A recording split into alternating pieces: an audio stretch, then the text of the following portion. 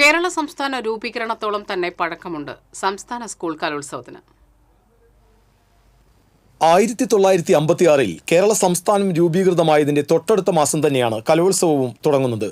ദില്ലി അന്തർ സർവകലാശാല കലോത്സവത്തിൽ നിന്നും പ്രചോദനം ഉൾക്കൊണ്ടായിരുന്നു കേരളത്തിലെ ആദ്യ സ്കൂൾ കലോത്സവവും അരങ്ങിലെത്തിയത്.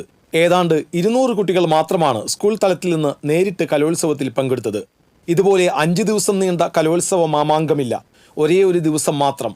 എറണാകുളം SRV ഗേൾസ് ഹൈസ്കൂളിൽ വെച്ചായിരുന്നു ആദ്യ കലോത്സവം. അന്ന് പേര് കേരള സ്കൂൾ യുവജനോത്സവം എന്നായിരുന്നു. 2009 മുതലാണ് കേരള സ്കൂൾ കലോത്സവം എന്നറിയപ്പെടാൻ തുടങ്ങിയത്.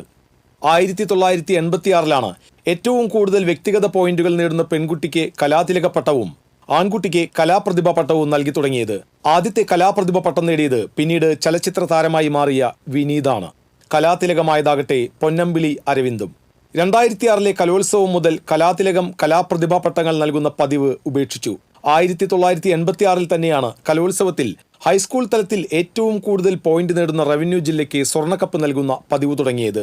64ാം സംസ്ഥാന സ്കൂൾ കലോത്സവം തൃശ്ശൂരിലെത്തുമ്പോൾ ആ സ്വർണ്ണക്കപ്പ് ഏത് ജില്ലയിലെത്തും എന്നാണ് കലാകേരളം ഉറ്റുനോക്കുന്നത്. TCV തൃശ്ശൂർ.